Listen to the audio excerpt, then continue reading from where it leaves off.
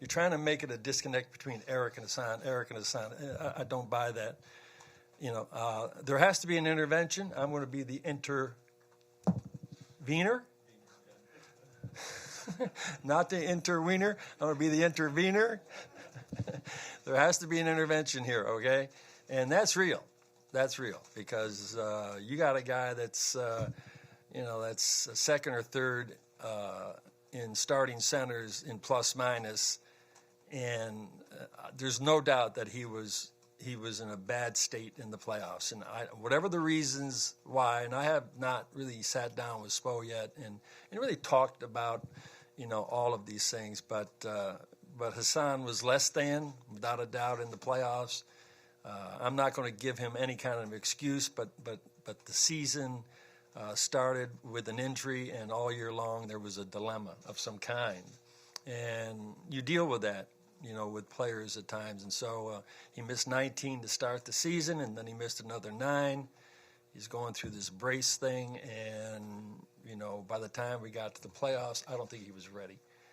He wasn't ready. He wasn't in great shape. He wasn't, fully conditioned for playoff battle mentally, and, he and we got our head handed to us. But the disconnect between he and Spo, that's going to take a discussion between them, and that's going to take thought on the part of Coach and also Hassan. How will Hassan transform his thinking, 99% of it, to get the kind of improvement that Spo wants so he can be effective? How can Spo transform his thinking when it comes to offense and defense or minutes or whatever? However he uses him, that's what you do. We go through this almost every year with players. There's always not a disconnect. There's a disagreement. There's a change in philosophy or whatever it is. And so I have the same problem with Hassan.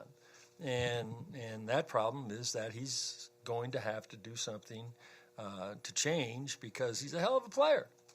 He's you got Adams, you got Capella, you got Valanciunas, you got DeAndre Jordan, you got Drummond, you got Hassan, you got these quintessential sort of centers that are being forced to play a certain game because the game has changed, and there's only 1 or 2 or 3 teams that can play that game because they have 3 or 4 transformative players, that can make that game effective. So how do we make him effective? That's what it is. How can he make himself effective? And to do the things that he needs to do, defend, rebound, shot blocking, all of those things that he did that we fell in love with the first year and the second year, he had a bad year this year. And so he's got to come back strong next year, and I'm going to try to help him as much as I can. I'm going to try to help the both of them come together so we can keep him on the court 30 minutes a game. But he's got to help himself.